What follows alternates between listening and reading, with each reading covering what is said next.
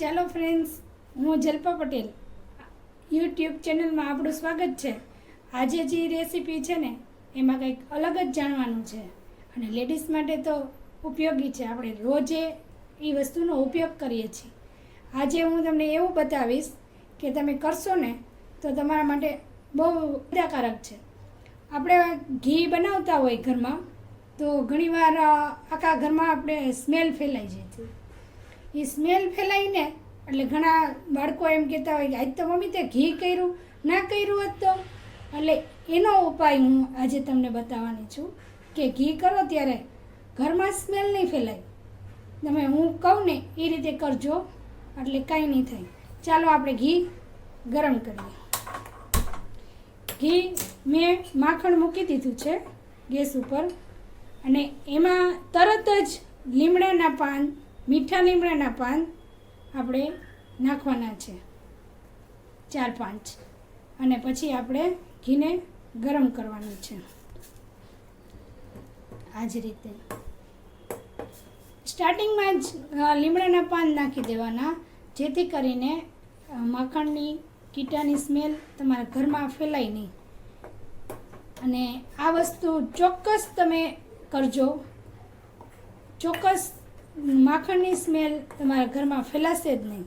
અને જો તમે આ ઘી ગરમ કરીને જોશો કે માખણની સ્મેલ નથી ફેલાતી તો જરૂર ને જરૂર તમે મને કમેન્ટમાં લખીને મોકલજો કે માખણની સ્મેલ જરાય પણ નથી આવતી, કે આ મારો વિડીયો તમને કેવો લાગ્યો. બસ જો આ રીતે આપણે એને ગરમ કરી લેવાનું છે. જરા પણ તમને ખબર નહીં પડે કે ઘરમાં ઘી ગરમ થયું છે. ઘણા લોકોને ઘીની સ્મેલથી તકલીફ પડતી હોય કે ગમતી ન હોય એની સ્મેલ. ઘરમાં મમ્મીએ ઘી આજે ગરમ કર્યું હોય તો કે મમ્મી તે ઘી કેમ ગરમ કર્યું છે, ઘણી વખત કહેતા હોય. તો આ રીતે ઘીને ગરમ કરી લેવાનું. જો આ દીદી, આ પીળું દેખાય છે ને, આ મારે છે ને માખણ ગાયના દૂધનું છે એટલે પીળું દેખાશે. તમે ભેંસના દૂધનું માખણ ગરમ કરશો તો વ્હાઈટ દેખાશે. કે લીમડો નાખ્યો છે એટલે એવો કલર દેખાય છે એવું નથી. મારે તો ગાયના દૂધનું હતું ને માખણ એટલે પીળું દેખાય છે. તમે ભેંસના દૂધનું માખણ ગરમ કરશો ને તો તમને વ્હાઈટ દેખાશે.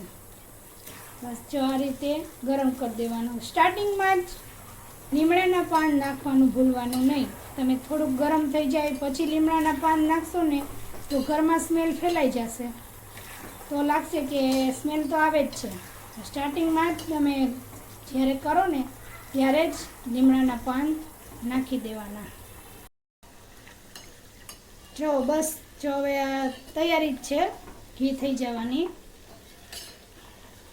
ઘી થઈ જાય ને એટલે સેજ અવાજ આવવા મને તડતડ તડતડ, એટલે આપણું ઘી રેડી થઈ ગયું છે. હવે 2 મિનિટ ચલાવી અને આપણે એને ગાળી લેશું.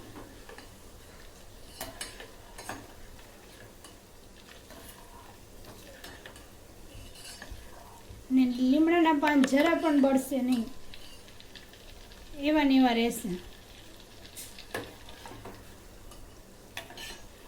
અને કલર પણ નહીં ચેન્જ થાય.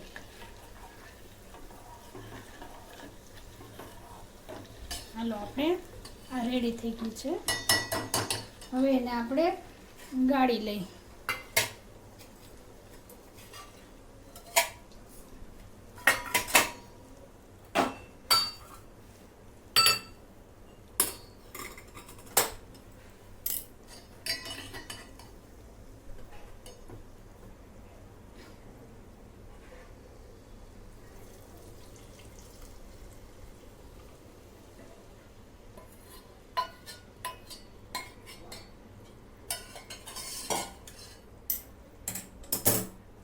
આપણે એને ગાળી લીધું છે. જુઓ, હજી એવા ને એવા લીમડાના પાન છે. ખાલી સ્મેલ ના આવે ને એના માટે જ આપણે લીમડાને ઉપયોગ કરવાનો છે. નથી ઘીમાં એ લીમડાની સ્મેલ આવશે, કંઈ નહીં. ચાલો, આ આપણું હવે ઘી તૈયાર થઈ ગયું. જો કેવું સરસ ઘી થયું છે ગરમ. અને ઘી જો તમને આ રેસીપી સારી લાગી હોય ને તો લાઈક અને સબસ્ક્રાઈબ કરજો. અને જરૂરથી મને કમેન્ટમાં લખીને બતાવજો કે ઘી કરવાથી, લીમડાના પાન નાખવાથી ઘરમાં સ્મેલ આવે છે કે નથી આવતી.